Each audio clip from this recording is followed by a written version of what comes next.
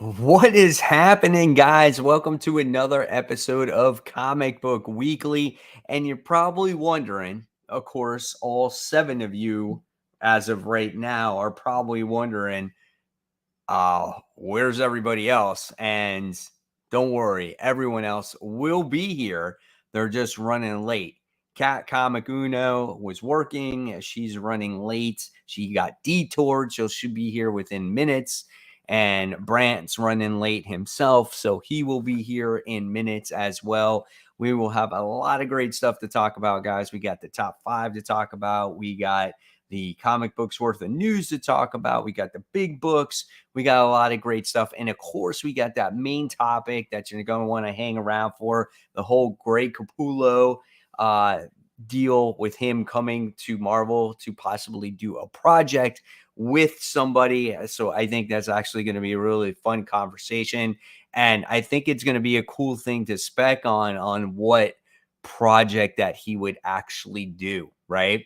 So that would be pretty badass. So like I said, Brant and Kat are coming on within minutes here. So any of you guys have some questions you want to ask me right now, go ahead, comment away. This is the time to ask. Right now, I have two people that are saying hi. I have Tevia and I have Willie. What's up, guys? Welcome to the show. Hopefully, you will have a good time. We got Steve who says hello. We have Roy that just says yo. And so some pretty good stuff. There was a lot of comic books that came out this week as well. I think I had probably about 14 or 15 books total that I read this week. And to be honest with you, there were some really good books, and then there were some books that were just okay.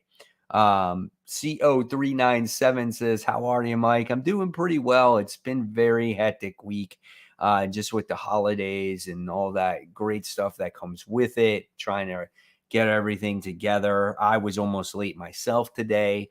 That was a big challenge, let me tell you. Holy cow. And I had to produce 3 videos within 2 days. That was a lot of work and help, I guess, prepare for this show as well. Willie says, do you have a favorite Pokemon?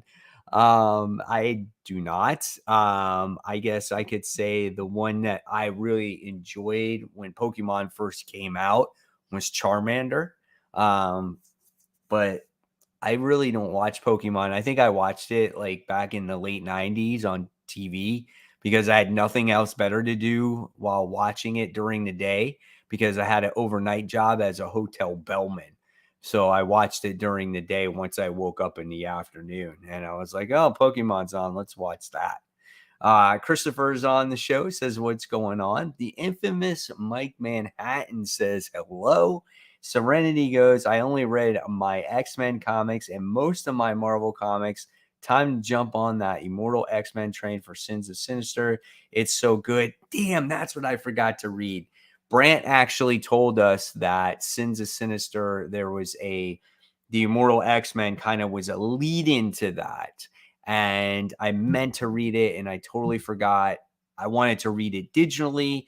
Unfortunately, I never got a chance to, but maybe I can go to the shop tomorrow. Maybe they'll still have a copy so I can get into that. Willie says, yeah, I still love Charmander. And Andrew says, hello, good comic people. Andrew joined in a show. He's hardly ever on the actual show. So welcome, Andrew, longtime supporter of my channel, Comic Book Corner 2.0. Thank you so much, Andrew. And then we have Roy who says, if you could replace the Thing in Fantastic Four, who would you pick? That's actually quite easy. I would put Jennifer Walters back on the team. I thought she was pretty cool in the Fantastic Four, but that's who I would pick. Father Thought says, please let Capullo go to the Amazing Spider-Man. So that was probably one of the things I was going to talk about when the rest of the crew showed up. I don't want to go too much detail into it, but I'm right there with you. Honestly, that would be, no pun intended, amazing, right?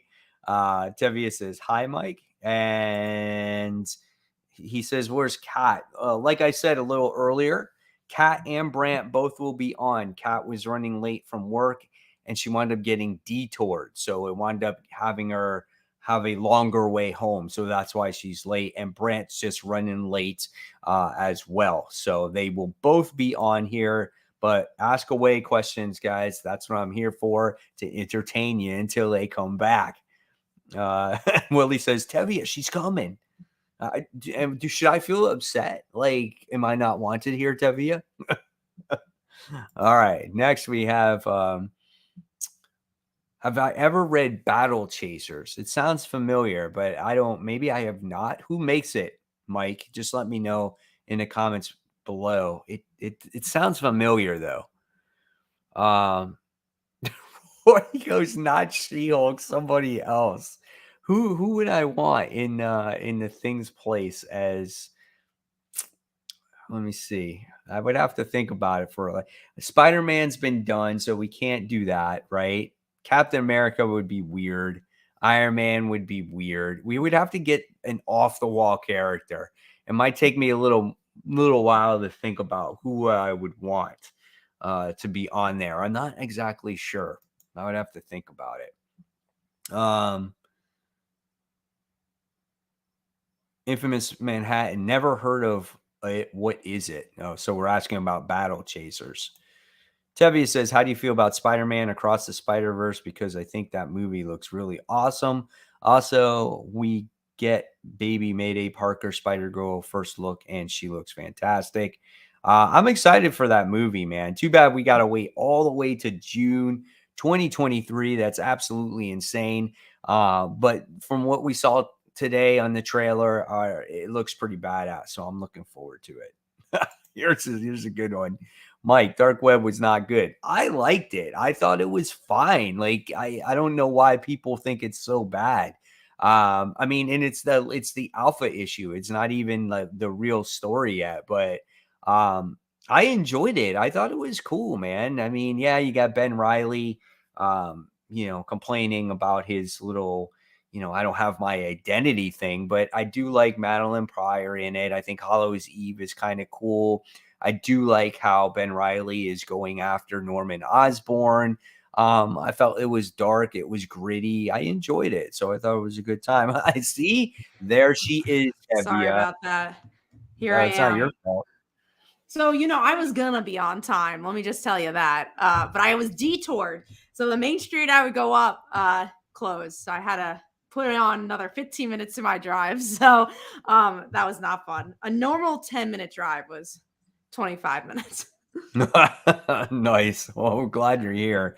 I did get this question though here from Frightfully Horrible. It says, since you're an active reader, is there a reason you don't buy trades, collected editions, omnibus, or at least don't show them? Okay. So first of all, I do have them. I can show you right there. So I have omnibuses. I have all those are trades. And then this cabinet here is all full of trades. The whole reason why I don't buy them on a regular basis is because they just take up too much room, and I don't have the space to store them.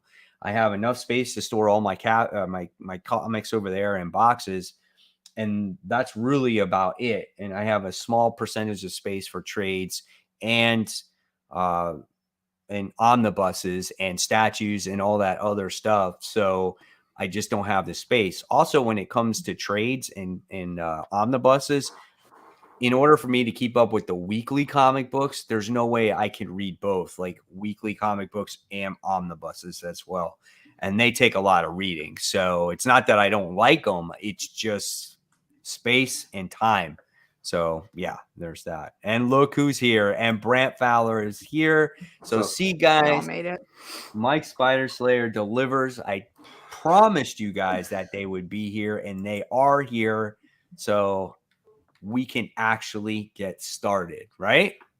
What has been discussed during the 5 minutes so far? Okay. So all I did was just welcome everyone to the show, and I was answering everybody's questions that they were asking. Has nothing to do with anything. Just a couple of comments about the main topic in the Spider-Verse trailer, but that was Okay, about cool. it. nothing really in discussion. So, which I'm sure we'll talk more about that Spider-Verse trailer. I have so many thoughts. I have all the right. thoughts. I didn't get to watch it. Man. I know. I didn't have time. I'm sorry.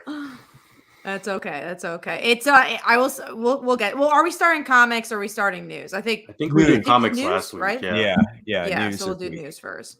Well, let's get into it. Let's do the. Do I want to save the trailer? If we start talking about it, let's start talking about the trailer first. So what I was gonna say is that the trailer, mostly only had old footage until the end, and then you get to see like all the spider people. But there was a tweet showing Mayday as a baby. So I was like, oh man. Nice. I was texting my friends and I was like, oh man, I'm so excited for Mayday. I don't cry. Like, that's a big thing about me. It's like, I don't cry. I'm like, this is the one time you'll ever see me cry. I'm ready for Mayday to be on the screen. I used to be like that. I cry all the time now. I want to. There's literally there's a not joke but a comment I always say to them where I'm like, I just like want to go on a train one day and just bawl my eyes out. Like, that's my dream. It's just like be in a public setting and cry. That's funny. This trailer was good. I liked it. I mean, it was cool seeing some of the other characters briefly. But it's just more of a teaser more than anything. But it just kind of gets you excited that yes, this movie is coming, and it'll be cool to see some of these other spider characters on the screen, which will be nice. But man, I tell you, after reading that fucking Spider-Man issue 3, man, we'll definitely talk about. Yeah, we'll talk about that later. So this kind of, when I saw all the Spider-Mans on the big on that screen on that trailer today, it reminded me of that issue. Yeah, which I have definitely a lot of thoughts about. But no, I think what was cool about the trailer is that we got to see so many different Spider people, but they weren't like just random characters. Like, I saw like Ultimate Spider-Man, Jessica Drew, like Spider-Woman, Jessica Drew. I saw like the brown bag Spider-Man. I think I saw Ben Reilly in there. Like, it was just cool to see. Like, it was definitely characters that have existed. Mm-hmm. It wasn't like random people. But I will also say, Brent, you didn't miss much, because as much as I thought this was a trailer number 1, it really was just a teaser. I think you get like really little glimpses that Miguel's going to be a bigger character, but I don't think you're missing much from it. Yeah. Totally unrelated. You guys will laugh about this. Lisa is watching this like holiday version of American Bake Off or something like that. Yeah. And like one of the hosts is one of the actors from Severance, and they asked him like, "What's your favorite superheroes?" And he was like, "Spider-Man, Scarlet Spider, Silk." And they're like, "Do you have any favorites that aren't spider people? Why would I like anybody that's not spider people?" That's funny. That's funny. Yeah, See, and they also in that teaser too. In that teaser, they showed a lot of like glimpses from the old movie too. A lot of it was from the old movie, which was cool because it kind of reminded me. And again, this is Spider-Man Into the Spider-Verse is by far my favorite movie of all time, but it kind of reminds you of like, whoa, okay, I understand why people like, why I love this movie, why people love the movie, why it's a great movie. It's like kind of reminded me of that, which was cool. All right, well, let's get into the next topic here, which is did I want to talk about this? Oh, yes, I did. I'm like, what strange world? And, that's why I want to talk about it, is because it's the new Disney movie that I keep forgetting is a Disney movie. And it's doing horrible in the box office. And they're like, okay, maybe Christmas can save it. So they're putting on Disney Plus. I'm curious if that will save the movie and anyone will know it's a Disney movie. That's not good. No. Not good at all. They're like, please. But they also didn't promote it. Again, I keep forgetting the movie even exists in life. So that's not helpful. But all right, let's get into Brant. You want to talk about the Dark Tower TV show that's in the works?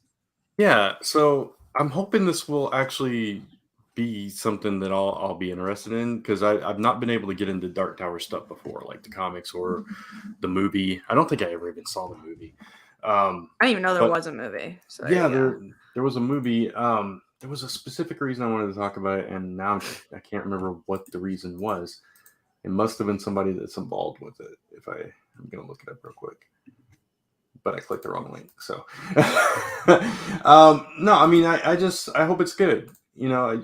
Everybody raves about this. Oh, it's Mike Flanagan's behind it.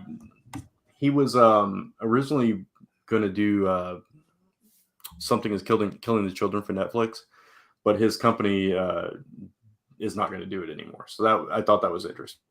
He's the guy who And does they Haunting of the Hill House, right? Yeah. Okay. Yeah, and Midnight Mass, and so they've done some good stuff that I like. That could that be I enjoy. creepy. Yeah.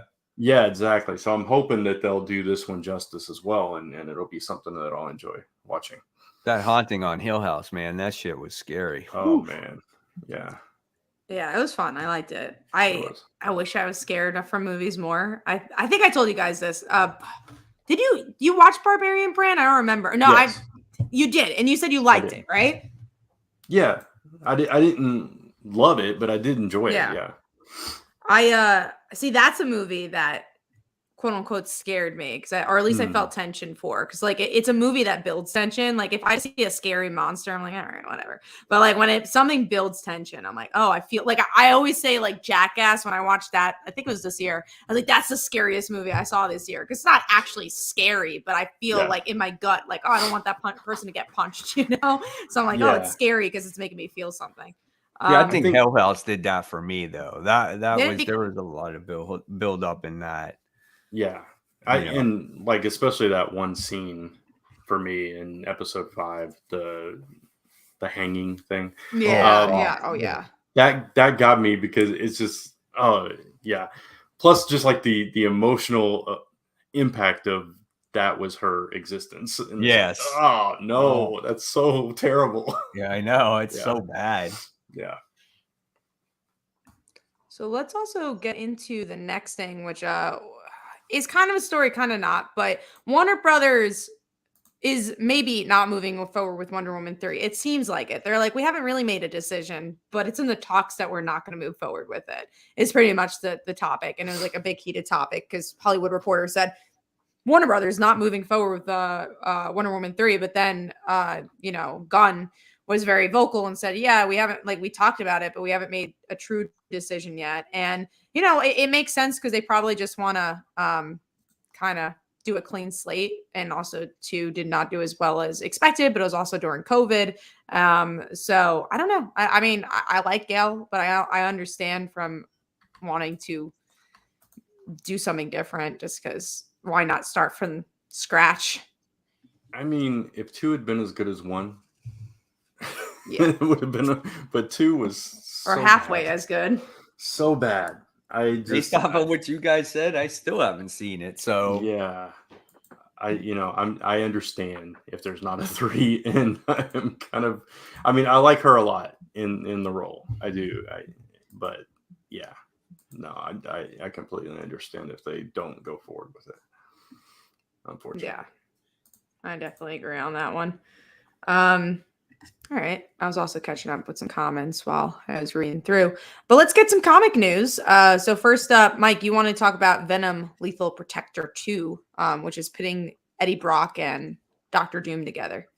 Oh, I'm all for it. I mean, there's not much to talk about, but I liked the first, I guess, remade version. It's done by Michelini, so it's kind of like, reminds me of old school Spider-Man comics. So when there's another title that's being written by him and it has to do with old Venom, I'm on board with it. And Dr. Doom is pretty badass too. So why not read it? You got nothing to lose, right?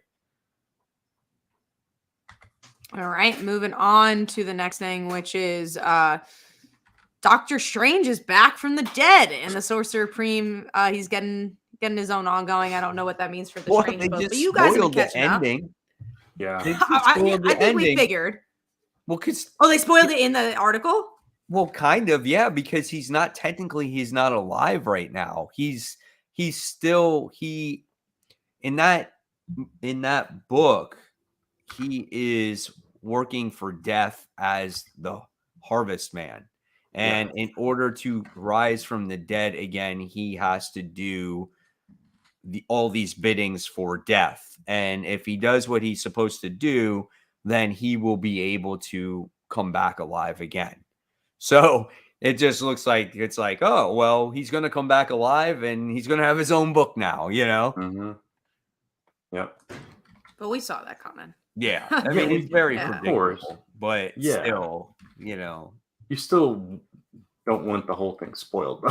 Right. No, definitely not. I miss the days, but they're not here anymore.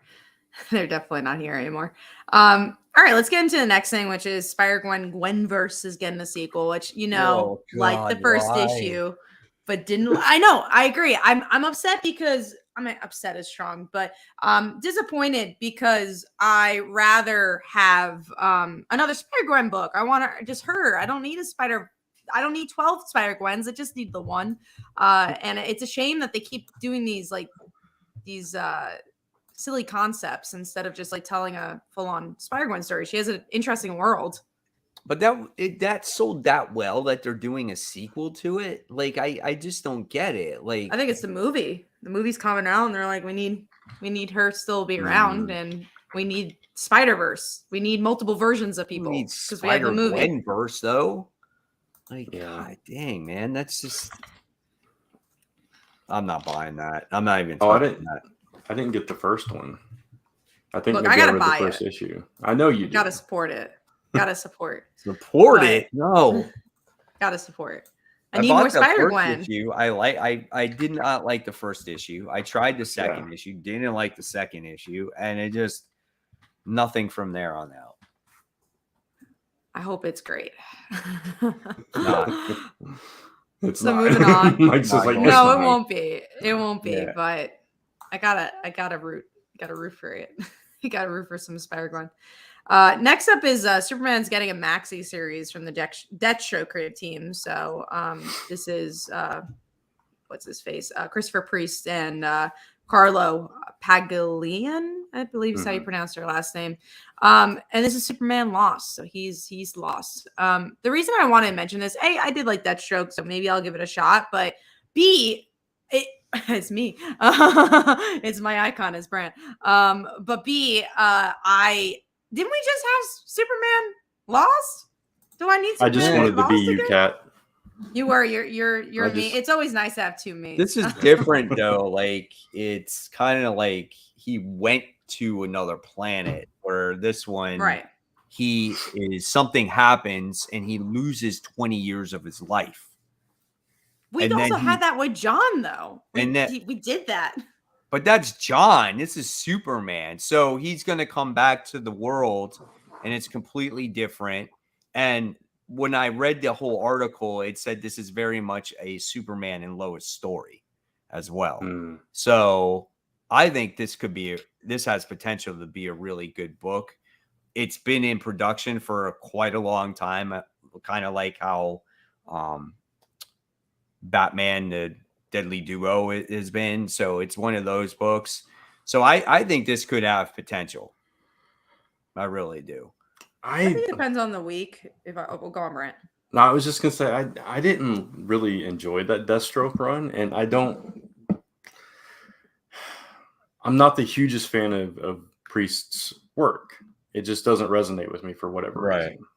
So I was gonna just like skip this. Now I'm like, well, maybe if you like it, Mike, I'll try it. But the concept of the story sounds interesting. That's the only reason why I'm going to buy it, because I was like, oh, I might want to read that story. Like it sounds intriguing enough for me to try out that first issue. Gotcha.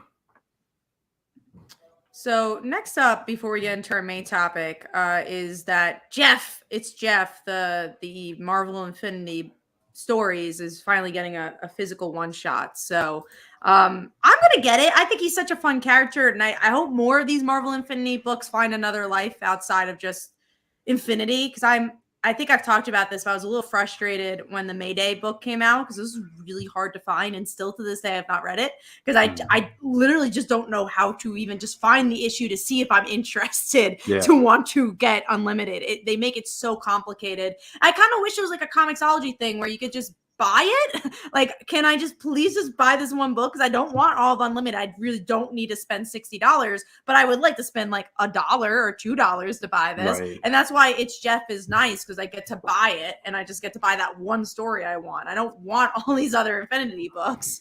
Yeah, I never understood any services, like even with like TV providers and stuff like that do that, where everything's in their own platform. But at least you could buy that on like Amazon Prime though. So let's say you really want to watch White Lotus, right? And it's only on HBO. And it's only on HBO Max. You can buy the episode somewhere else. You could buy it on YouTube. You could buy it somewhere else. Typically, yeah. There's like certain shows on certain networks that they make exclusive only to their platform. Like I think Peacock does this with a couple of their shows. It's like, oh, you can't watch the first season of that ever anywhere, you know, and it's insane. So yeah, with Marvel Unlimited, I never understood that either. It's like you're cutting off half your audience by doing that. But. I agree. I mean, yeah, there's a lot of shows that I look up the episodes on TV to see if I can watch an episode of something, you know what I'm saying? But yeah, I think with all these streaming services, and this has nothing to do with the comic, but I think all these streaming services now, being that they're all separated, it makes it harder to watch things more than it ever has before. Because in order to watch it, you have this subscription to something, right? And that's whatever. You don't want to make any money, then that's fine. I just won't watch it, you know. So it sucks that way. But no, it's definitely a shame. This was the Jeff comic, right? Yeah. Yeah. So this concept of this comic is great. That was the best thing that came out of West Coast Avengers. Yeah. And Kelly Thompson's writing it too. It's like she's still writing it, which is great. And what we were all hoping that this character would get its own comic at some point, right? Yeah. So a one shot's perfect. I don't need an ongoing Jeff. No, I think a one shot, an annual, even an annual one shot is fine. Like this is like I just want to, and that's what a one shot should be, like a cool one and done where you're like beginning, middle, and end. That seems perfect. So I think that's a perfect character for that. Yeah, for sure. All right, let's talk about the main topic of our video, which is Greg Capullo joining Marvel. He pretty much hints at it on Twitter by saying, "Oh, am I joining Marvel?" And then you found Brant on a CBR article that he talked during San Diego, saying, "Oh yeah, like really hinting it would really be great to work on something with Donny Cates." So, and also Donny Cates we know is leaving Hulk to do a big project, so that definitely makes sense that these two would work together. And I think their styles work so well together too, because I feel like Greg Capullo has a very like Ryan Stegman style almost. So when we know that Ryan and Donnie work so great together, I'm just curious what the character is. Yeah. And if I'm not mistaken, I think Cates put out some kind of cryptic tweet too, but I can't find it at the moment. But if I find it, I'll let you know. Yeah, it looks like they're going to be doing definitely some type of mystery project. It's just not officially announced. I mean, and it's kind of like Capullo said, like, he's been chasing me down for quite some time, right? And he's like, you know, why not give him the chance or what not? So I think this is great. I mean, whatever those two book are going to do, the sales are going to be absolutely enormous. Oh, yeah. And my dream project would have been for those two to do Spider-Man. I mean, that would have been, you want to talk about Spider-Man sales going through the roof. That would be amazing right there. Absolutely great. But I don't know. Even if it's an Elseworld, even if it's something that's like what DC's been doing. Yeah. Yeah, it could be. I mean, are we ready for another Spider-Man book? Because there's just so much of it out there right now with the event and everything else. So Greg Capullo should draw Moon Knight or Hulk. Hulk would be really cool in his style. So would Venom. Yeah, Venom would be cool. I agree. Yeah. I want to see someone really like cool. A little darker. Daredevil, I think, is really a cool idea. Yeah, I think that'd be interesting. Punisher could be cool. The newer Punisher stuff. I don't know. I mean, what do you think of him coming back to Marvel though after all this time? Like, what would make him come back? Is it just because of Donny Cates, or I think it has to be. I think it has to be because think about it. He was doing stuff with Snyder, so he's making money there. He's doing his own thing. Right. It has to be because he wants to work with Donny Cates. You know, like I don't think it's like Marvel threw this money at them. Yeah, like, I mean, it's been since like the 90s, right? Since he did anything for Marvel. That's what I was going to ask you. Like, what was the last project that he did there? I don't know what the last one was, but I know he did like old school like X-Force covers and stuff like that, like way back. Really?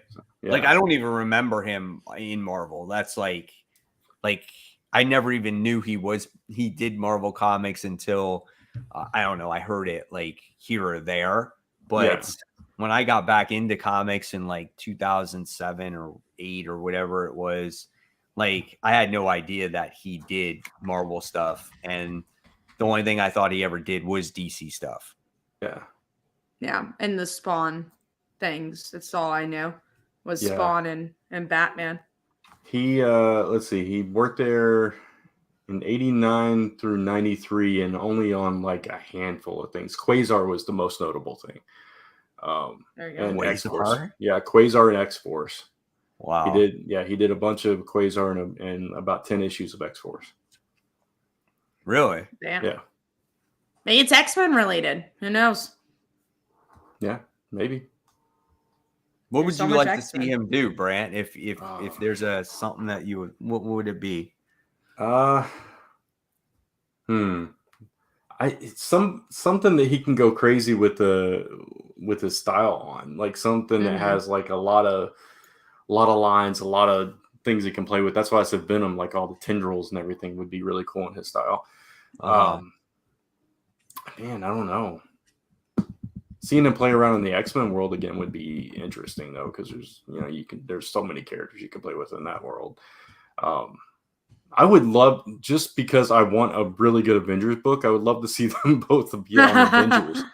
See, they Wouldn't could say no. like that could happen.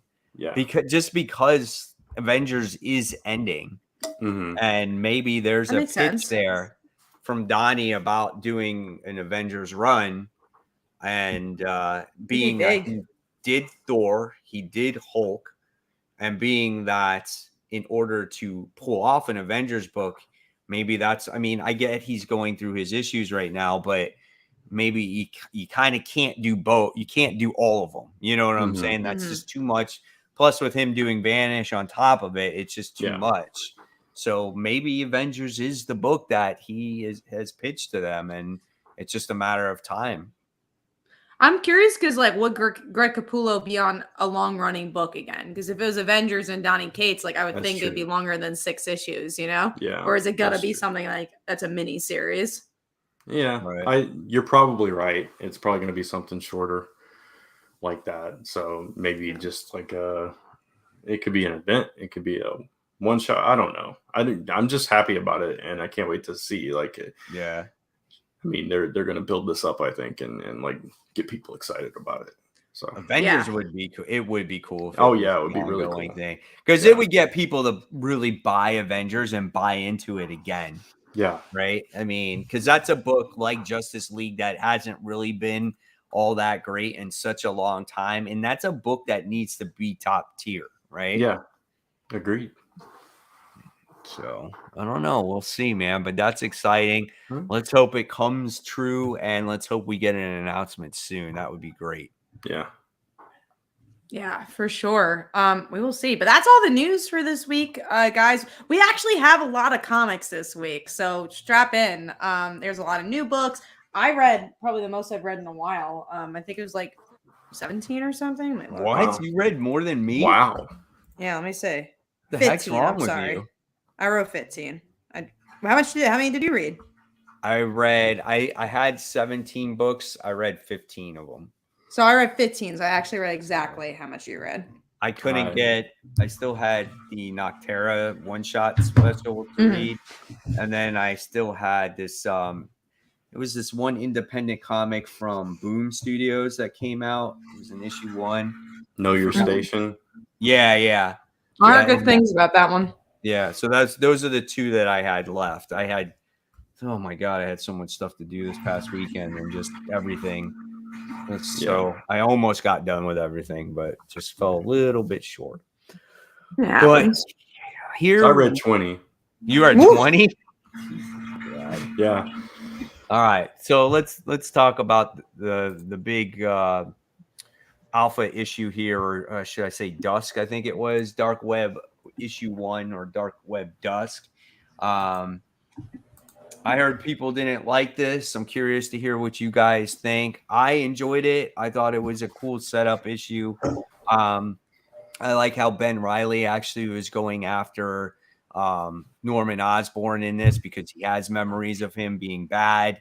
I thought that was kind of cool. I did like the beginning of the comic as well, with the whole group kind of coming together, but yet they tease you again with freaking Paul and whatnot and with the kids. I was like, So oh, annoyed man. by that. I was like, fuck you, Zeb Wells, for sitting there. It was kind of like a little jab, you know? Yeah. But it was like, and it's like, yeah, Paul's not here. And then they're like, well, how do you have kids? That's a story for another time. And I was just like, oh man, that was like that's some Dan Slott level stuff right there. And Peter and MJ kind of talk to each other in this issue too, but they like skip the conversation. Yeah, we're not going to actually see what they talk about.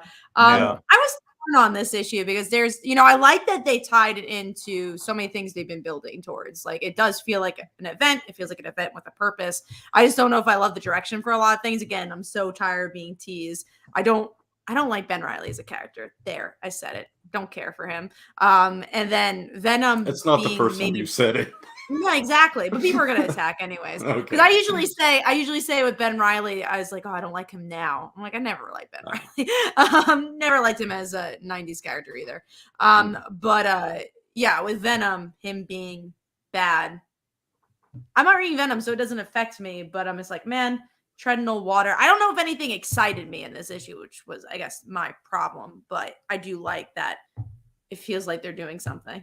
Well, Venom caught me by surprise. I didn't expect him to, like, all of a sudden at the end, he kind of just lost his shit and went back to like, I want to eat Spider-Man surprise in a good way, huh? Because that was like a surprise in a good way. Because I No, thought, I like that. I was like, good, go back to the way that you were. I don't care. I think it came out of nowhere. It kind of did. I don't know if we really knew what happened to him because Madeline was sitting there doing her little chants to get everything to come back alive from limbo and shit like that. So like that have a spell on him, because remember, like when Ben Reilly left the room, him and Venom and Madeline Pryor were talking with each other. So she did something to him to get him that way. I think she implied there at the end that she went a little too far with him and he kind of reverted a little bit. But I'm not reading Venom either. So are you still reading it, Mike? Yeah, I kind of read it, but nothing really connected there. Is he looking for Dylan in the main series, or is that? Yeah, I'm trying to remember now because it's such a convoluted series. Yeah. That's why I'm not reading it. Last time he found them, no, Dylan became the Codex. The Codex, right? Yeah, that's right. He became the Codex, so that's what he is right now. So, it didn't make any sense then. Yeah, I don't know where that's headed. And so I think we get that issue. I think it's this week. I think it's this week. So maybe we'll get a better idea of what's happening there. Yeah. Aside from that, which I mean, I don't mind him reverting. I do agree it came out of nowhere. Yeah. I enjoyed it. I thought I had fun with it. I love Ben Reilly. I don't love Ben Reilly as a villain, but I think it kind of makes sense in this regard because all his memories are jumbled and right. And I do I like the way that him and Madeline are connected and that the way that it ties in the X-Men and Spider-Man into this. And I thought this was better than what we've been getting in Amazing Spider-Man. So just by that alone, I was like really into this issue because of that. So. Yeah, I liked it too. So yeah, we did get a couple of things in here. It was this comment right here. He was with Kang. So that's right. Like Eddie's been a time traveler now. Yeah. He's kind of like Kang, and he's all these different forms. Yeah, evil and good. Yeah, all these like the Bedlam character is Eddie also. He's just all these different forms of himself, kind of like how Kang is, and it's just like that's what makes the comic over my head for me. So Yeah, that's I read like one issue and it was all like that. And I read something, I don't know what it was. I read something and it was all that. It was like future Eddie was fighting past Eddie and present Eddie was in the middle, and it was like, oh no. Yeah. right. That's an interesting comment. It says, I think the idea that Madeline can just affect the King in Black like this really takes away from what Donny Cates built That's up. a good point. And I agree with that. I think that's, again, I didn't hate this issue. I thought it was the art was good. Like there's stuff I liked about it, but it's a complicated issue. I feel like it's like my biggest problem with the big two right now is just having things go back to the toy box too easily. Like just being like, fuck that. Let's just do this now, or like it goes back to status quo way too often where I'm like, I want to see progression in my stories. And we've seen it. We saw it with Venom in particular, where I feel like his character's been building so long and just see him do this. I'm like, I've seen this before. I don't think it's a permanent thing though. It's just, I think it's one of those things where it's like she put a spell on him and it doesn't mean that he can't break the spell or it's not anything permanent. And plus when you look at it, it's not even the event yet. It's a lead into the event. So it's kind of like we truly don't know exactly what's going on. Well, this is the issue 1. I would say this is still the event. It's not a prelude. This is the start of the event. I guess. Yeah, I guess you're right. Yeah, I guess you're right. But it's still real super early to tell like what is truly happening, When you hold this up to the Spider-Verse stuff, we'll talk about that. Yeah, this is a story. Like this is this feels like there's a thought process behind that, right. Where that other thing. Yeah, we'll get there. All right, let's move on. Let's talk about a highly improbable thing that would happen to a human superhero, which is Batman issue 130. I thought this was hilarious how Batman survived the moon landing from a freaking ship to planet Earth. But you know what? It's comics. And if you get no one's going to call Batman a Mary Sue. They'll just be like, that's Batman. Like if you get mad at that, like you shouldn't be reading comic books. I mean, think about it. We're reading about people that are flying around and are superheroes and all this that eat people's brains and all this other crazy crap. So, if Batman wants to land on Earth from the freaking moon, go for it, man. With an O2 tank on top of it also. At the same time I was reading this, I was like, he's either going to freeze to death or burn on re-entry. This is ridiculous. But no.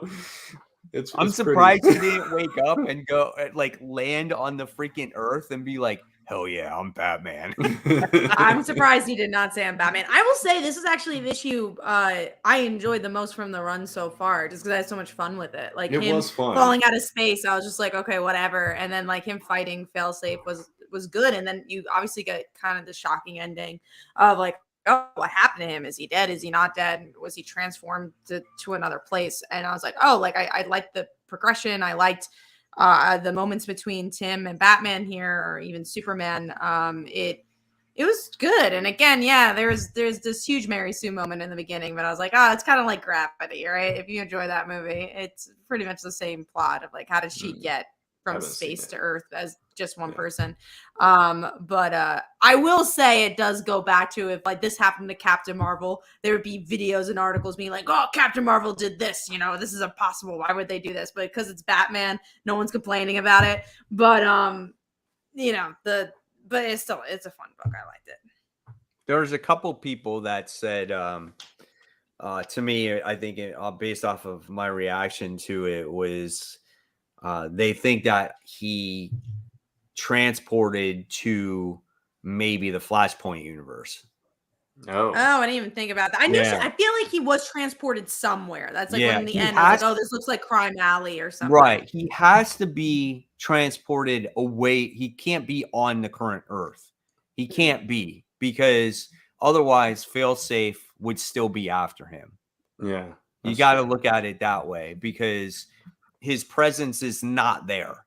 So he definitely went somewhere. I was confused by it too, because like there's a big hole in the ground, and then he's like laying in a bunch of rubble, and I'm like, well, Where'd he go? Exactly. Yeah. Exactly. I actually text Kat about that because Did you? her and I like read it the very first Yeah. day it came out. Right. So I text her about it and she was like, I'm not sure. I think he got transported. And I'm like, it just was very confusing because it looked like he became like a pile of ash, right? Or something. He got disintegrated.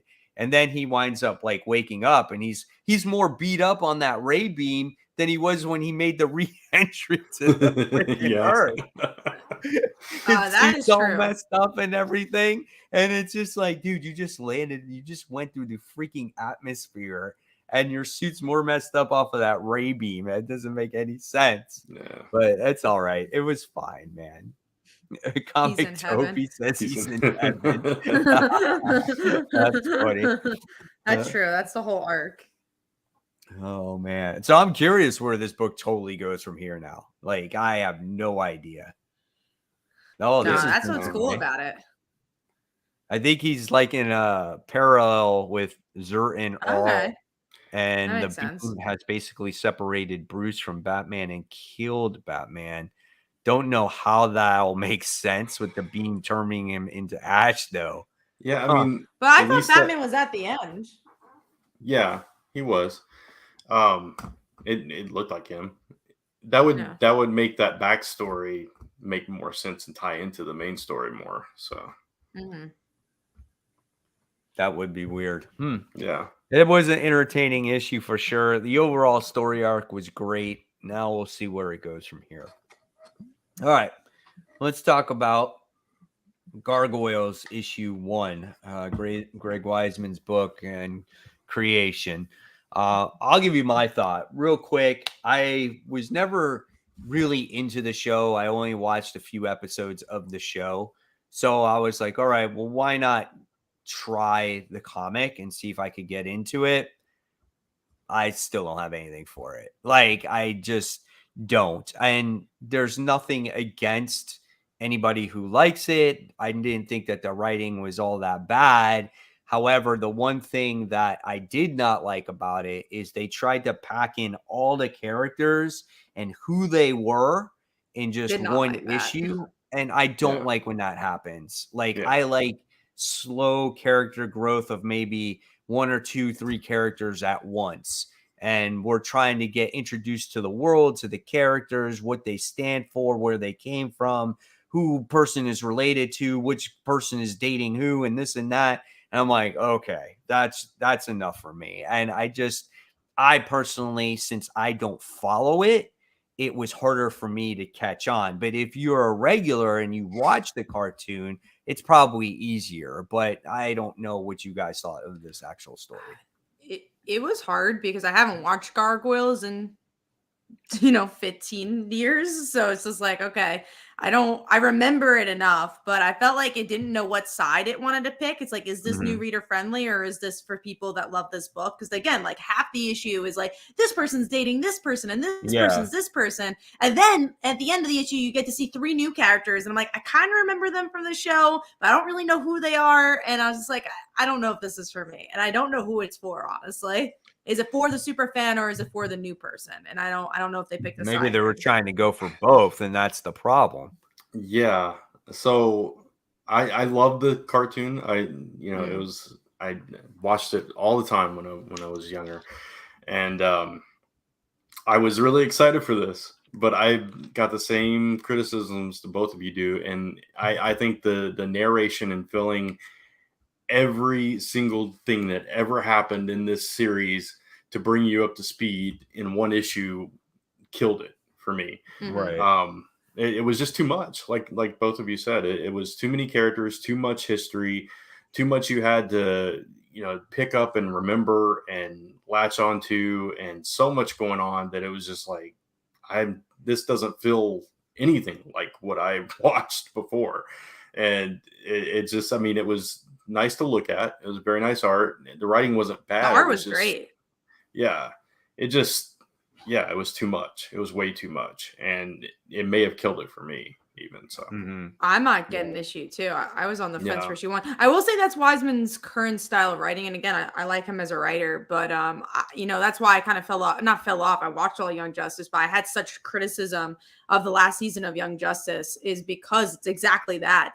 He explains so much, where unless you're a super fan of something, it's very hard to follow, where you kind of lose the heart around it. And this felt that. It felt like I had to be a super fan. I had to be a dictionary of gargoyles to enjoy this.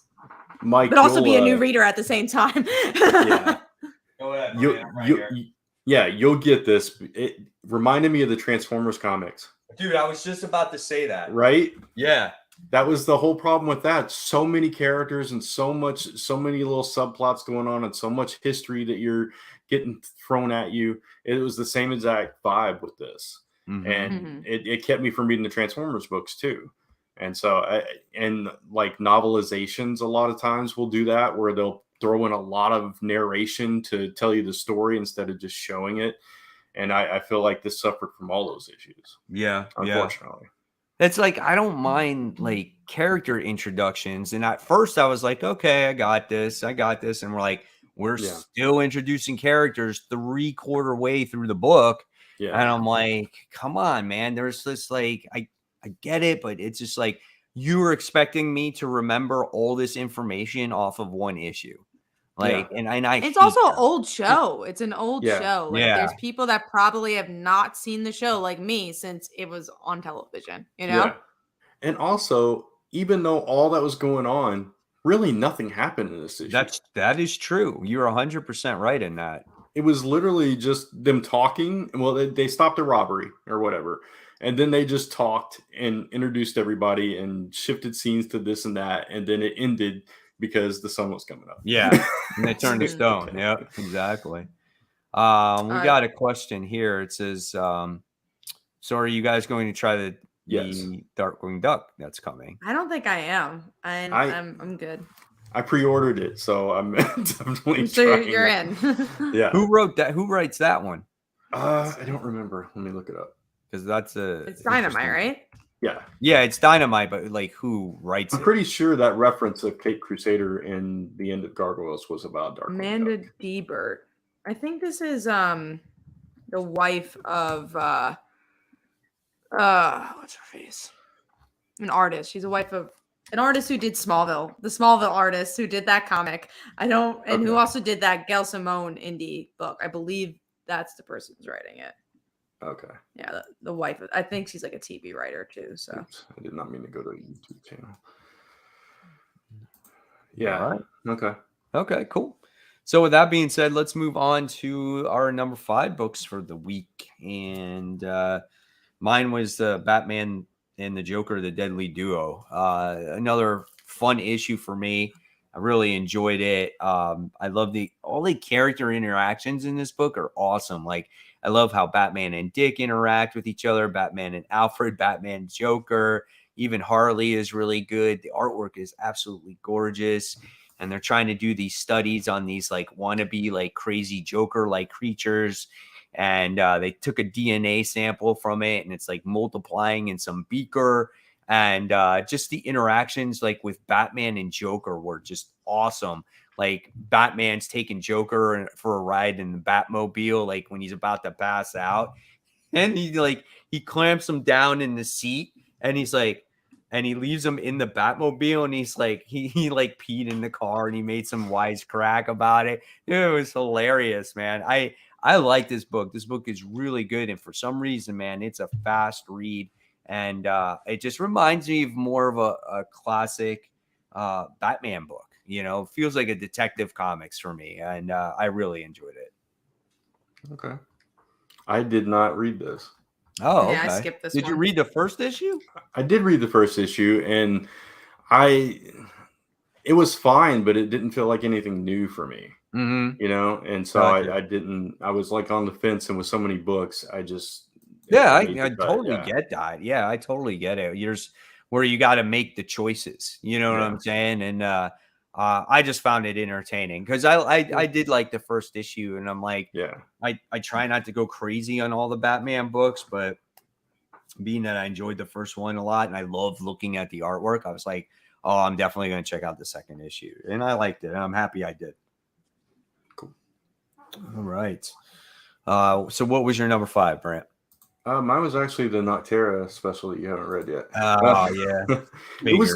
It was good. And I don't want to spoil, like, she changes. I don't remember if she changed at the end when she disappeared or whatever. But she's still around. And this takes place after the place exploded or whatever. Right. Okay.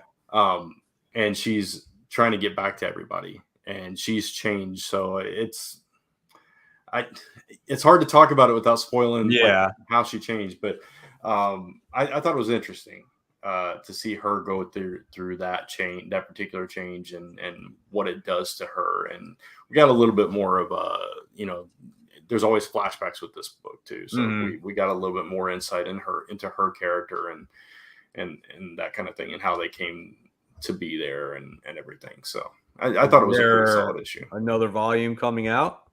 It seemed like it. Yeah. Okay. It definitely led that way. Gotcha. Okay. That's good to know then. Yeah. And what about you, Kat?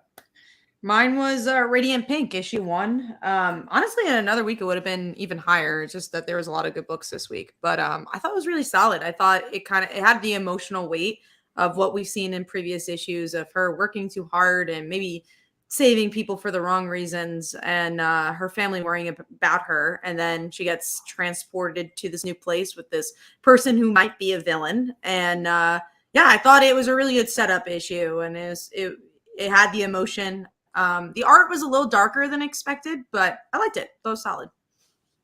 Yeah, I thought it was okay. I mean, it was nothing that blew me out of the water. I did like the artwork. I thought the artwork was really good. I didn't think the art was too dark, actually, personally. Really? Yeah. I didn't either. Yeah, and I thought the facial expressions, I thought she was great. For me, it was too much. The issue was too much of the same thing. It was like we spent. I think they had to set it up though, because they're going to a different world. We spent like, I get it. She was tired. She's tired. She's exhausted. Let's transport. It was like that whole entire issue was almost like that. You know what I'm saying? Like, I get where they were coming from. I just wanted something a little bit more from that first issue. You know what I'm saying? It just like, it was very repetitive. I didn't need the whole issue of her telling me that she was tired. Was it her friend? I think it's her friend. Yeah. Her friend / like producer or whatever. Yeah. She told me she was tired. The main character told me that she was tired, but she was pushing herself. And it was just like, I got to keep going. Let's transport this person. Let's go back. Let's transport that person. So it was just repetitive for me. And then by the time you got to the end of the issue, you were like, okay, she's in a different world.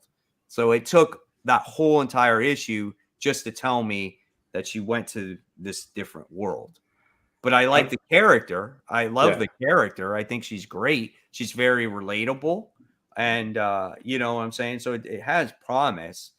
I might read the second issue. Same thing, kind of depends on the week that it is. But I thought I would get something a little bit more out of this. I guess I didn't mind that because you kind of had to like push that so you know when she's saving the people how tired and exhausted she is, so that you kind of like see a Spider-Man through it. Yeah, thing in that regard. But I get where you're coming from, Mike. I really enjoyed it, and the twist of like the person she's with being, there to sap her powers. I thought it was really interesting. Now they're stuck on and she's love interest too. So this villain's going to be the love interest of the book. Yeah. So a lot of interesting threads to pick from there, and I thought it was a pretty good introduction to the character, and it's got me on board. I'm definitely picking up the second issue. All right, cool deal. All right, so we all went, right? Yeah. So, I'm curious about this next issue. So the next one is Miles Morales, Spider-Man issue 1. So for me, when it came to Miles Morales, I didn't think this was a bad issue at all. I actually liked it.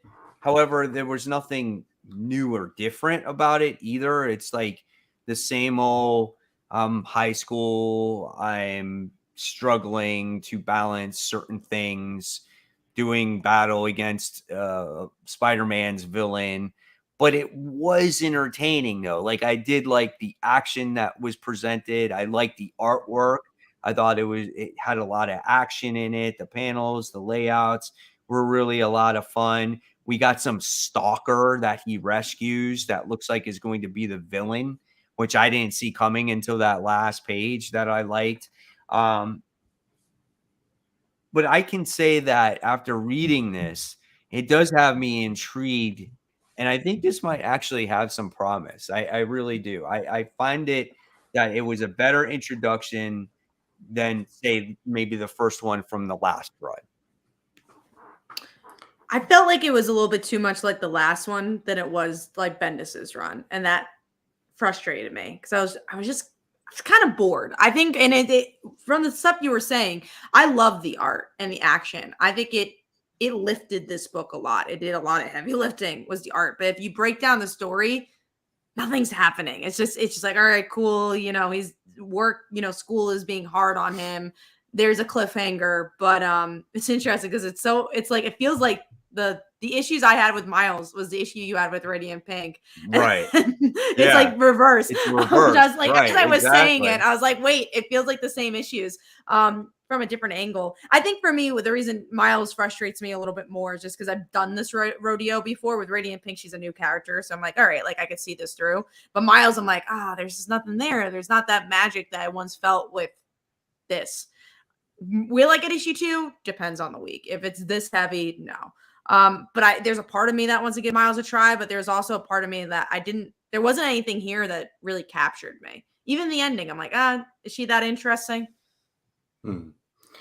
I enjoyed it, but I do have the same issues. It felt a lot like the last volume, the storytelling, and the journal writing, and the trouble with school, and all the same issues still existed. So that was a bit of a problem for me. But at the same time, I still thought it was structured a little bit better, and the art was really nice. And he's back in his costume, and not that really, not that really hoodie baggy one. Yeah. So and Ganke still got the stupid man bun ponytail thing going on, but I think it was enough of an improvement for me to continue forward for now. But if it continues to go in that same direction, then I'm going to quickly get bored again. And I stuck with that last series all the way and was frustrated by it at every step of the way. Right. So I don't want to go through that again either. So we'll see how issue 2 is. Yeah. I mean, like I said, it didn't knock my socks off either. And it felt very familiar. Which is frustrating. But it still was better. Yes, like I agree with that. It was better than the last, like the introduction to the last run, and that artwork kind of, pushed it over the edge for me. And then I found the character interesting at the end. So I don't know. It is one of those things where I'll give it a solid try, just like I always do with Miles. I'm always on and off again because I want to like the book. I want to like the character. I feel like I should like the character. There's no reason not to. He's been great. Yes, he has been great. And the only person that has made him great was his creator. And will we ever get that again? I don't know if we ever will. You know what I'm saying? So I'm not trying to raise the bar to Bendis's level, but I do need it to be at a level to where if they want Miles to be this extraordinary character for Marvel Comics, he does need to be at least a higher level than say an average level, or he needs to have his own villains. He needs to have his own voice. You know what I'm saying? So, and I get this one kind of opened it up with Scorpion, and Scorpion sitting there going, "You're a loser. You're just a kid. You're just a second-rate Spider-Man." And I felt like we've seen that before too. But that whole fight and everything was entertaining because Miles that was Morales, the best part of the issue. He did kick his ass though, right? I mean, he did. And that was entertaining. But I don't know, man. We'll see what happens. All right. Any other comments on Miles? Nope. Okay. Dude. All right. So let's move on to number 4, and I'll start with Kat this time. What was your number 4? Mine was Punisher. We have not talked about it, surprisingly enough. Mine too. But it's a good issue. Yeah. I really like Maria as a character. I think her voice is like, because I just don't know what she's up to. I don't know if she's gonna kill someone. I don't know if she's gonna, try to get her kids. I don't know. And I love because Punisher, we know this character. Like we kind of know the foundation. She's just she's a loose cannon, and I love her voice. And that's the issue. Yeah, that's the problem. And I love that. I think it's great. And then honestly, every single time it goes to the Punisher War, which I'm still interested in. I still want to see where it goes with Daredevil. I keep going back to be I want to see more of the wife. I want to see more of her story because I think she's the most interesting part. Yeah, I mean, and they give a lot to us. Yeah, and plus we never gotten a whole lot of Maria because the whole Punisher story is that she's dead. Right. So we're learning a lot about this character throughout this series, and seeing her struggle and seeing her see the bullet holes and try to piece together what happened and why she can't remember her kids and all that stuff is just it totally pulls you into this story. Mm-hmm. Yeah, I love the ending of this as well because he uses that. What was it? A shattered sword? The dagger, the red dagger. And he uses it and they make it into bullets. Yeah. And he pulls out the gun and he's going to use that as his weapon. So for all the people that were out there going, oh, he's not going to use a gun again. He's using a gun again. Yeah. Okay. So just, it's never forgotten. He is who he is. And there's a reason why he became what he became. Now, and I know because people were very upset about that whole thing to begin with, that he's the Punisher, he shouldn't be using swords and blah, blah, blah. But if you read the story, why he is in the situation that he is right now. Grief will make you do crazy things. That's what the story is all about. Right. Yeah. And then I know people are, we talked about this last issue, is that folks are upset because they're messing with his back history, as well. His mental health and stuff like that. But I find that interesting. And again, maybe it's because I'm not a hardcore Punisher fan, but that's the thing that's fascinating me. Yeah, and I like that better than, this is a guy whose family, got gunned down, so now he's just going to kill everybody. Mm-hmm. He just went off the deep end. Yeah, this is more complicated. Yeah, this is more complicated. It's deeper. It's more introspective. It's a richer story for Frank Castle for me. Right. It's weird to we're doing our best comics of the year sections every week, and it's crazy to say I think Punisher's my favorite Marvel book. And I'm looking through my list and I'm like, whoa, Punisher's my favorite Marvel book now. That's crazy. Yeah. Yep. Yeah, absolutely. It's just different. It's just a bit different story. And again, it goes back to the saying that we want different stories. Here you go. It's different, right? So whether he stays this way or not, who knows? I don't think he will. Honestly, no. I don't think he's going to stay this way. Look at Venom. Right. Yeah. It says Mr. Negative goes, I think a lot of people just hate the reason they believe they changed him, so they will hate any small change because of it. Yeah, no, it started with the sword. Come on. We all know that. It's and now people are just like, oh, I want to find everything that I dislike about it. Right. Which is fine. I get it. We all they change something with Spider-Man. Sometimes will be, although I feel like rich people are like, oh, he was a billionaire. We didn't care when Spider-Man was a billionaire, Sometimes though, you just got to read the story to see how it pans out at the end of the day. Right. Yeah. So, we always kind of judge a book by its cover and, literally. And then it completely is something different on the inside. So, all right. And then that was mine and Kat's. So, Brant, what is yours? Mine was Radiant Pink, which we already talked about. All right. Very good, guys. All right. So, this was the last book I read for the day that I had time for. Secret Invasion issue 2. Kat didn't read this one. Because of the week, honestly, if it was a smaller week, I would have picked up issue 2 because I didn't hate issue 1. It was just I have a lot of books and I didn't love issue 1 either. I felt like this issue was stronger than issue 1. Yeah, this one was good. I the scrolls they've like evolved, like they've become smarter than the heroes at this point. So it was quite interesting. And they had a device where it would point out the scrolls, right? Now somehow the scrolls have figured out that How to this pull device, it, how to nullify it so it doesn't work anymore. So now Maria Hill came up with a way to test people who are scrolls. So she draws blood, they do something with the blood. If it changes the color, then you realize that it's a scroll.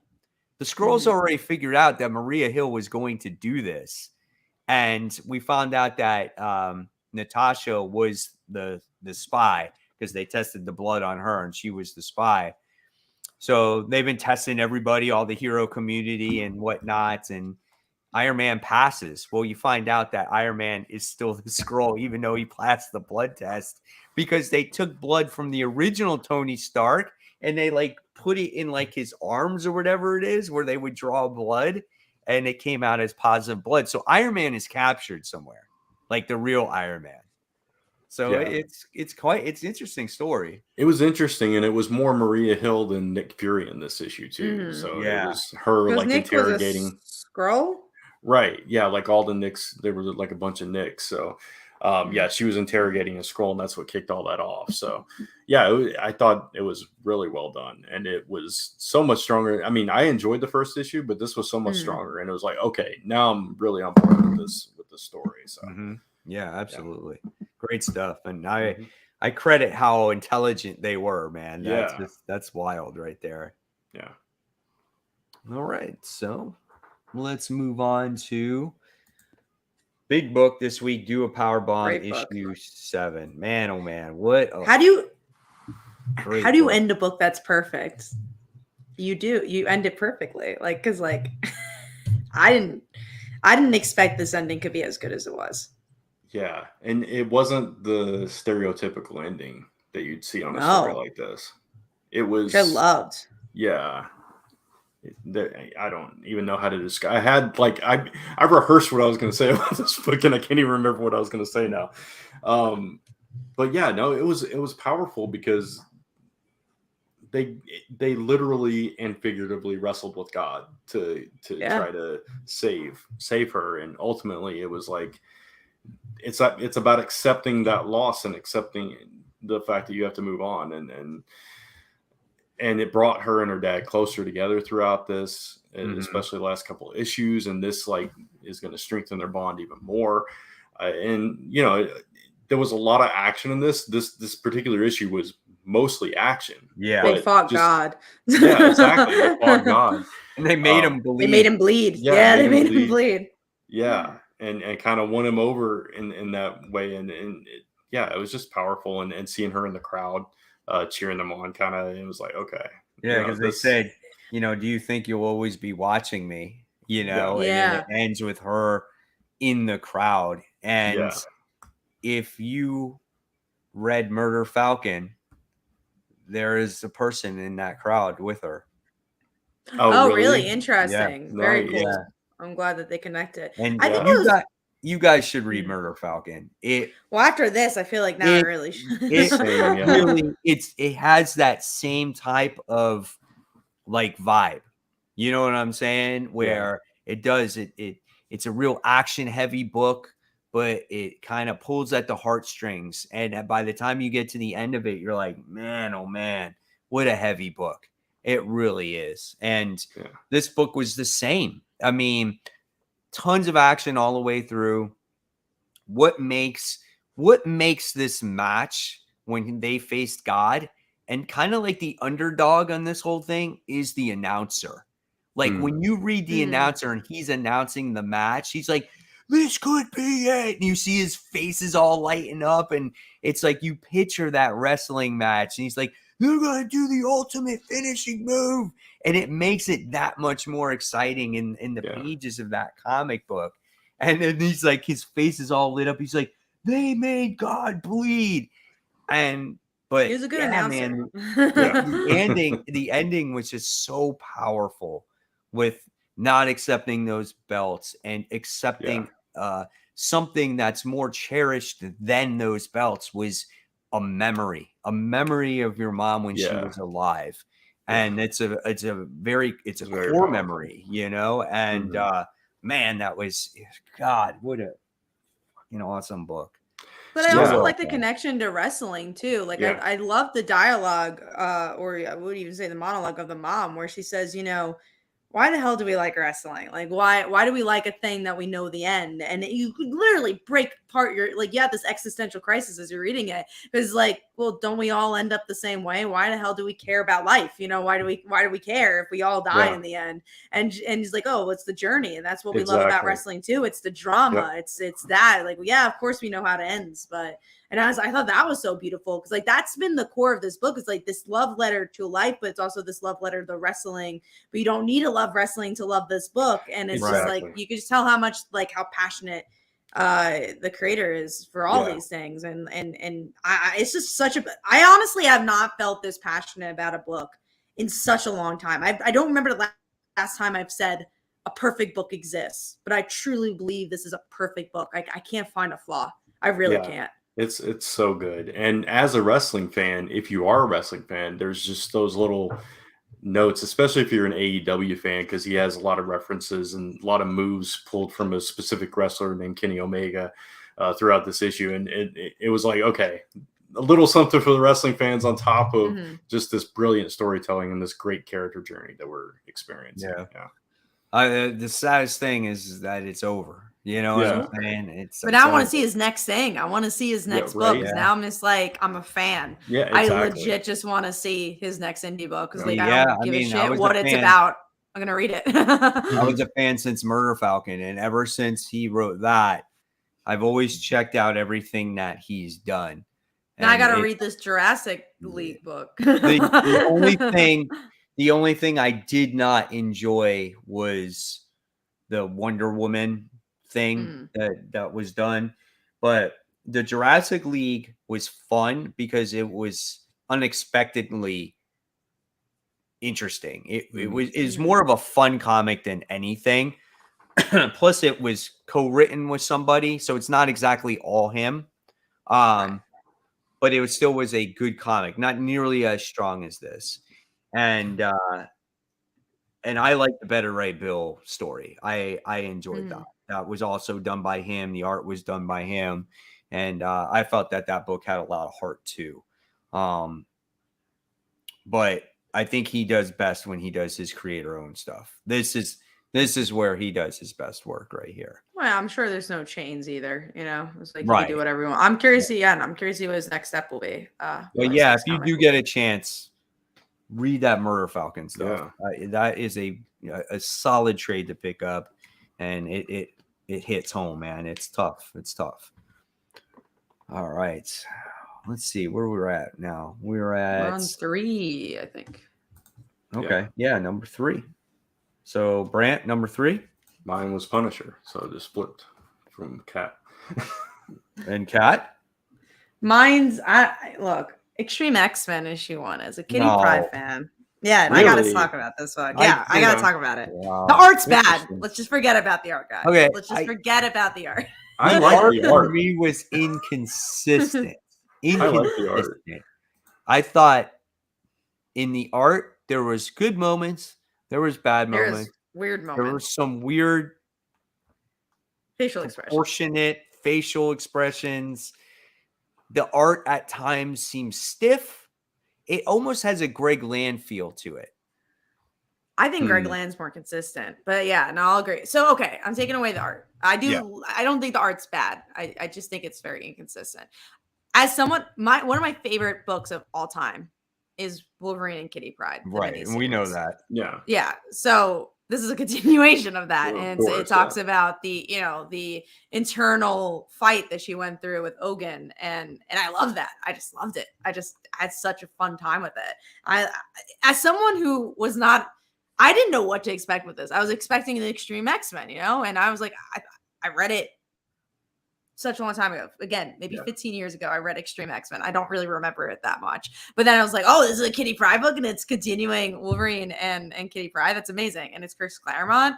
And like, where's Ogun? Is he dead? Is he not? And I just really love the internal conflict between her and him, because it reminded me a lot of that miniseries, because it is written by the same person. So I had a great time with this as a Kitty fan. Also, as a Kitty fan who has not read Kitty in such a long time, because I have not been liking Marauders or the X-Men in general. I think I built this up too much in my head, and I did enjoy the continuation of that story, and I actually like the art, but at times the writing took me out of it. It felt just a little bit out of touch with the way comics are written today, and it just, I guess it's it's trying to have that classic feel because it is continuing from that series, but at the same time it created a disconnect for me personally.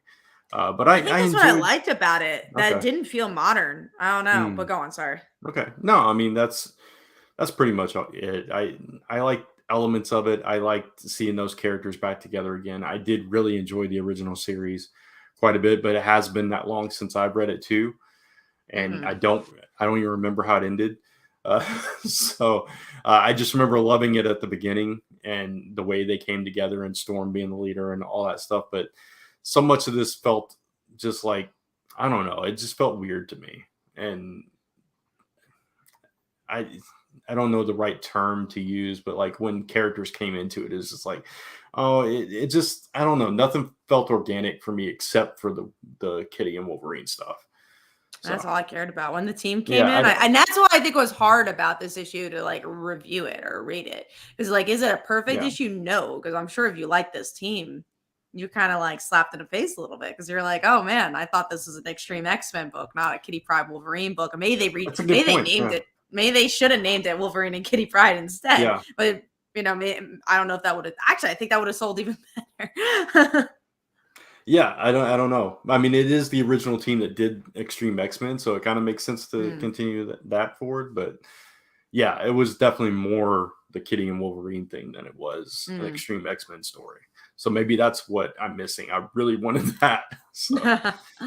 I read it, and being that I don't remember anything from the Wolverine and Kitty story, right? Yeah, that's a hard shit. Although I feel like they explained it well, though. They explained what happened. But even though that they did, I felt that the issue itself was very, I felt like it was disjointed. Like certain things happened. That's the word. That didn't make sense. Certain things were said that didn't make sense. Like, and Brent said exactly what I was going to say. The way the comic was written is the way that most comics are not written today. And it just felt weird. It felt out of place. And I guess that's what I didn't like about it. And what I wanted is I really wanted to like this comic a lot. So just like Brant, I built this up in my head going, oh, this is going to be great. Not thinking that this was going to be a Kitty Pryde and Wolverine story. Not that there's anything wrong with that, but I was hoping for something more, something different. And the kind of like the X-Men were just standing around, just saying random shit. You know what I'm saying? Yeah. Like it didn't feel right. It felt out of place, And I don't know. And that's what I didn't like about it. So it just didn't quite work for me. It was just all over the place for me. So what I remember about Extreme X-Men is they broke off because they were unhappy with the way Charles Xavier was handling things. They became disillusioned with him, and Storm became the leader, and they went on this other quest with Destiny's book and all this stuff. And then they had their own villains and their own journey and did their own thing for a while. And then, like I said, I don't know where it went from there. I don't remember. It's been too long. But I guess I was expecting more along those lines. Right. So I felt like I was just thrusted into a middle of a story. Oh, that too. That just was already taking place. And it kind of was, because it's taking place in a different time period. But I thought they would just do a completely different story altogether. so we get kind of everybody on board with the series instead of, kind of going in that direction with Kitty and Wolverine, So We I'm also really don't know how glad you long enjoyed it it, though, is. Kat. Yeah. I Thank think you. it's only like a few issues. I think it's only The like 5 miniseries? issues. They Yeah. usually are. They probably should have called it something else. I will say that. Right. We'll see where it goes. We'll see we'll see what happens. I might check out issue 2 to see if it improves at all. Well, I'm all for issue 2. Give it more. We knew you were from the very start. I'm sure. Anything with Kitty that doesn't have to do with Marauders right now. I'm sure, Yeah. right? I'm all for it. And Ogun, come on. Ogun's not mentioned enough in comics. He's a cool character. Since we're talking about Kitty real quick, and we're not going to talk about it anywhere else because it's not my top 5, and I know you guys didn't read it. Immortal X-Men. Okay. It was the precursor to the whole Sinister stuff. You messaged us about that. Yeah. So the interesting thing was, again, that Kate Pride took the lead in this, and like she was narrating. It was like a Groundhog's Day thing because Sinister kept coming back with different versions of himself using a clone of Moira. So it was a little convoluted, but at the same time, Kitty was always the lead into all that. And she was, like I said, telling the whole story of what happened. And basically he's trying to kill the entire Quiet Council. And they keep thwarting every step. And it's a little comical, which was kind of fun. But ultimately at the end, they figure out what's going on. And she leads the charge to take on Sinister. So I thought it was a pretty solid beginning, and it gave her the spotlight, and it felt more like her than Marauders has. It felt more like a Kitty story. So that's why I enjoyed it. So I told the viewers that you actually recommended that issue in the beginning. Yeah. So, and I didn't get a chance to read it after you recommended. I totally forgot.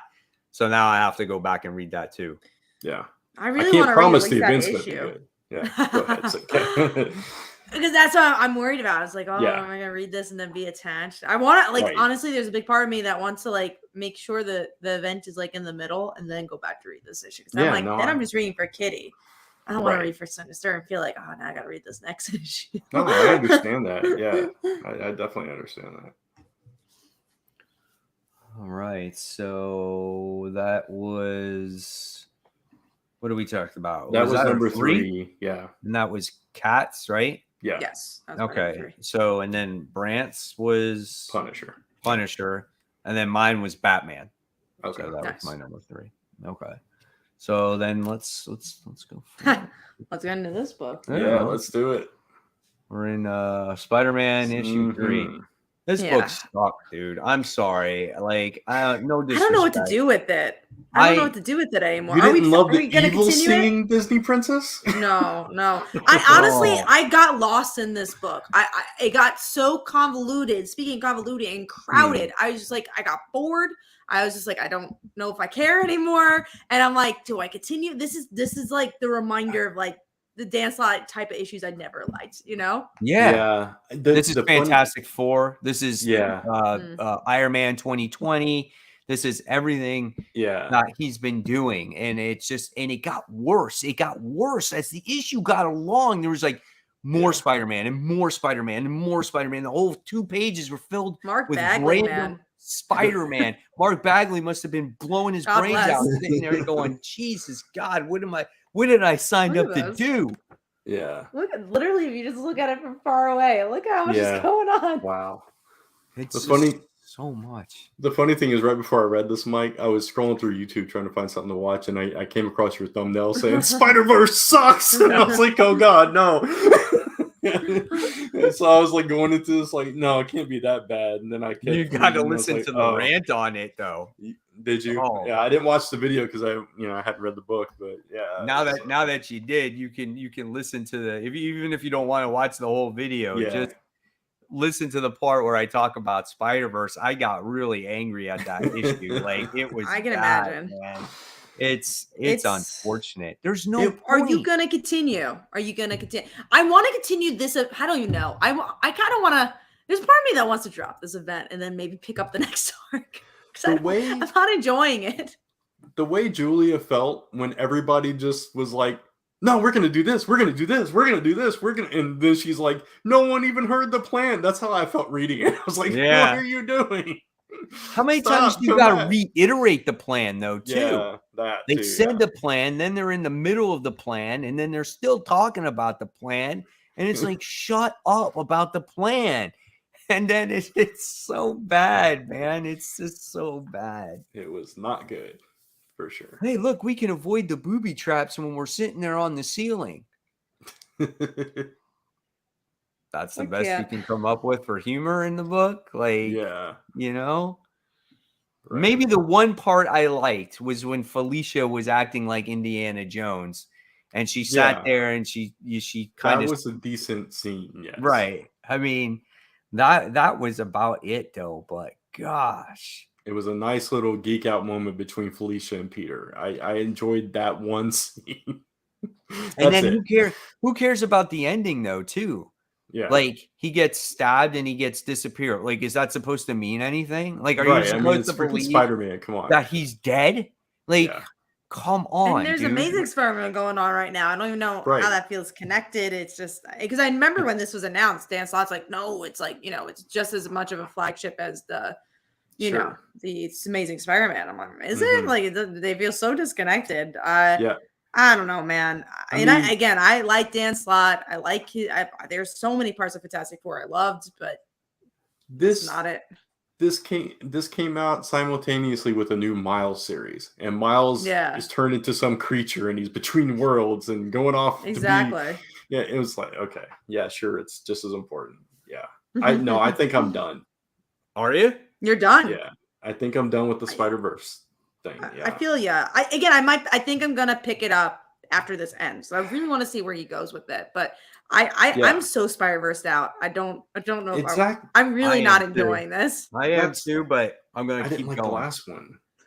I'm gonna keep going. I'm gonna give it until the new story arc. If there is a new story arc, we truly know it's supposed to be an ongoing. It is supposed to be an ongoing. I'll pick it back up then. Yeah. Same.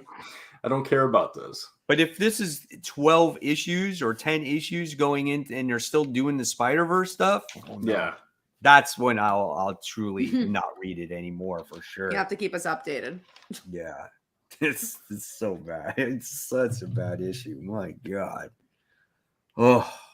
If this was the main series, I'd be like, I'd go through it, but it's not the main series. Right. I don't think I have to. The first issue of this made this third issue. That first issue was like a masterpiece compared to this. Oh yeah. Oh yeah. And I didn't hate the first issue. I remember being like, I want to see where it goes. Like, I think there was enough character work, and then issue 2 was like, now where's this this going? Yeah.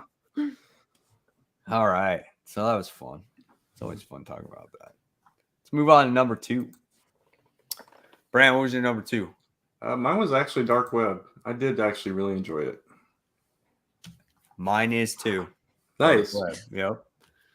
What about you, Kat? Mine's Batman, because Batman.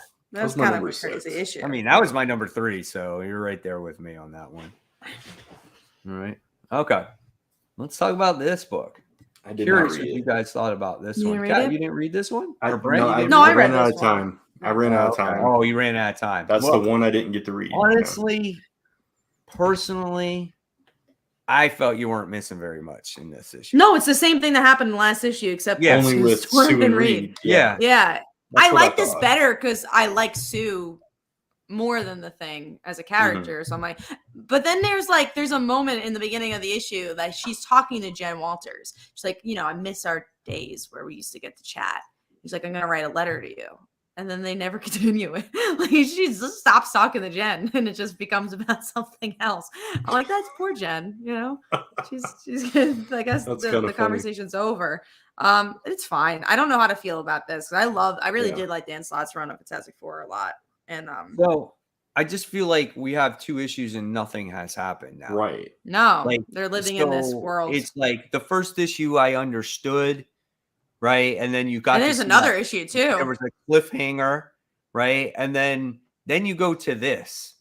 And it really all it is, Brant, is Doombots. And it's a weird story. Let me tell you. I flipped through it and it's like, Mhm. yeah, I saw that and I was like, well, it's just them. So I thought the same thing. It's going to be Yeah. like the thing when, and like next issue, what is that going to be? Human Torch now?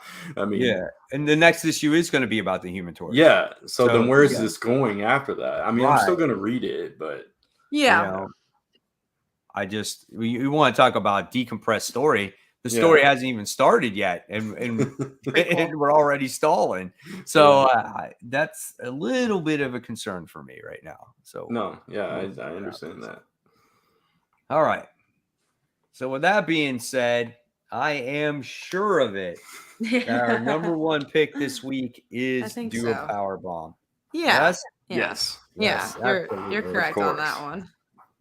Yeah. I don't- And if anybody out there has not read this series when it comes out in trade, please do yourself a favor. And if you that want March? to read a comic book that is one of the best comic books out there, read this book. I don't know if there was a single issue that wasn't like one of our number ones. Yeah. It was always definitely in our top fives Yeah. for sure. And Yeah. I agree. I think it's always someone's number one because it's so good. This is like it's a perfect, I literally, and I do not say this lightly, it is a perfect book. So go get it. Go grab it. Absolutely. All right. So with that being said, Brant, we're going to pass it to you now. Yeah, let's do that most anticipated. So not quite as many books coming out tomorrow as there was Still this enough. past week. Still enough. Books, though. Yeah. Surprisingly, I was looking For forward to Christmas. like the 28th. There's so many books. I know. Did he freeze? Brant, pause. Oh no. He Oh, got no. so upset about all the books. getting Sorry made. about that. I just noticed that I was frozen. Uh, You guys Yeah, hear me? but you're saying Okay. we heard that there are so many books. And go on for Christmas. Yeah, that's all I said because then you guys were talking about me being frozen. So then Okay. yeah, so you didn't miss anything. But yeah, it was crazy. I couldn't believe how many books were coming out that week. But anyway, let's get into the books that are coming out tomorrow. Good mix of books on our list pretty much this time around. Mhm. So a couple little crossover things. So let's start with you, Kat. What was your number 3? So my number 3 is Invincible Iron Man, just because I want to see a new direction for Iron Man. And Jerry Dugan, who I do like as a writer, is writing it. So I'm curious to see where that goes. Number 2 is Crashing. I know I'm the only one who reads that here. It's the penultimate issue. If you want to see Nurse Jackie Meets the Boys, go check it out. And then Specs, like I loved issue 1. I'm so curious to see what issue 2 is going to bring. I hope it's just as good as that first issue. Yeah. And I am getting Batman and Spawn, just to let you guys know I'm getting it. But it's just not on my top 3. I didn't put Specs on mine because I saw it on yours and I wanted to like mix it up a little bit, but I wasn't on the week that you guys talked about issue 1. I think that's the week that I missed. You weren't. No, you weren't. Yeah. So I really enjoyed it as well. I don't know if you remember, Kat. It was on my most anticipated the week before that. Yeah. And I remember that. I thought it lived up to it, and I enjoyed hearing both of your discussion on the book when I was editing the audio version. So yeah, I'm glad you guys enjoyed it. And speaking of Specs, let's go with yours, Mike. What's your number 3? Number 3 is Specs, issue 2 as well. I always had a gut feeling about that. Just the concept of it sounded really good. And then the story turned out better than expected. So yeah, not what I expected in a good way. Right. Then number 2 is Amazing Spider-Man issue 15. So there we go. We're talking about it. So it wasn't Venom that was coming out. It's Amazing Spider-Man 15. And it looks like Spider-Man is fighting Venom in this issue. Which makes sense. Which makes sense, yes. And then I got to put it Batman Spawn issue 1. We've been hyping it for years. I'm one of those people out there. I'm buying multiple covers of this book. I just think this is just a cool event, something different that you don't normally see. And I'm not doing it for honestly to like sell them or collect because I think it's going to be worth a lot of money. I just feel like the covers are badass and I want them, so I think it's going to be a cool, haul video to show as well. So I'm looking forward to that story. I think that could be fun, and it could be a stepping stone of things that could come in the future. You never know. Yeah. I'm also curious to see how new reader friendly it's going to be. Because, like, Right. obviously, I know Batman. I know nothing about Spawn. I know very little. Yeah. Yeah. I'm curious So about that too. Very curious about that. And again, like, I couldn't miss up on this just because it's just such a big typed up book. And, you know, Greg Capullo. And I mean, I do like Batman. So I got one side that I like. Yeah. So I'm curious. I'm super curious to see how they're going to tackle this. And this is not their first team up together either. This is the first one they've done in like 20 years or something. Imagine they do a continuation. Oh my God, that'd be weird. That'd be weird. But I'm excited for it. I think it's just a cool thing to do. Yeah. You know, when you can get companies that can, you know, obviously they're friends, they've known each other forever, so it makes sense to do it. And I wish companies would come together to do these things more often. DC has done it more often now, for sure. Yeah, they did. Yeah, and I guess Marvel did the Fortnite stuff too. But I just think it helps the industry as a whole. Just work together, and you'll sell more comics in the long run this way. Yeah, but these like picture Radiant Black teaming up with Spider-Man. I think that I don't know if it'd be the juggernaut seller as, you know, Spawn and Batman, but I think it'd be fun. You know, I think it'd be a fun book. Yeah. I'd like to see, because of the history of Angel, like Spawn and Thor. Crossover. Yeah, that'd be cool. Yeah, or even Spawn and Spider-Man. That would also be cool. Because how awesome would it be for Todd McFarlane to be like Spawn his creation and he did Spider-Man? Like, how awesome would that be? Like, that would be really cool. So, not sure if that would ever happen. His Spider-Man came first, right? Yes. When was Spawn? Yeah, then Spawn was after. Yeah, his Spider-Man came along and like he started it in the like 1988, I think it was. Oh, it was the 80s. I thought it was the 90s. Yeah, it started in 88 and then it went on until like 92. Yeah, because Image launched in 92. Right. Oh, okay, and then Spawn happened. I was going to say he made his career on Spider-Man first, and then that's what he became known from. Yeah. Because he did the Amazing Spider-Man, and then he did Spider-Man. Right. He came up with the adjectiveless one where he wrote it and drew it. Yeah. And then that's when he was like, I did all this shit for you guys for Spider-Man and made all this money, and then I don't get any credit. So he's just like, peace out, and I'm going to do my thing. Yeah. I remember he did that Back in Black story where he went down into the sewers wearing the black suit in the Spider-Man series. Yeah. All right. So speaking of Image and throwbacks, Wildcats #2 is my #3. I really you were also not on here for issue 1. Yeah. I actually did a video on Only Good Comics this week about Wildcats #1 because I wasn't on here. So if you guys want to go check that out, onlygoodcomics.com. But I did really enjoy it, and I thought it was new reader friendly. I thought it integrated them into the DCU better than we've seen in the past, and I thought it gave enough love to the characters from the original version that old school fans would enjoy it too. So I'm looking forward to issue 2. Radiant Black always is on my list every time. So, and also Federico Sabatini's doing a cover to this issue, and so I'm getting that. I'm excited about that. And of course, Batman Spawn is my #1 as well. So sweet. There you go. Comic Toby is right. Hulk was his first project. He did do Hulk. He did the art in artwork. He did the art there as well. And then I think he jumped on the Spider-Man after that. So, all right. And that's it, right? That's it, guys. That's it. That is it. Awesome. Well, we did have a solid show considering that Brant and Kat were late. See? Yeah, sorry about that. I delivered on the promise. You know, I posted it on the Facebook group, you know, saying join Kat and Brant. It would have sucked if I was the only one on there. I would have gotten through it, though. I always do. But yes, guys, thank you so much for tuning in for tonight's episode. Hopefully you had a blast. We'll be back next week. Hopefully that we'll be back. I know next week. I think so.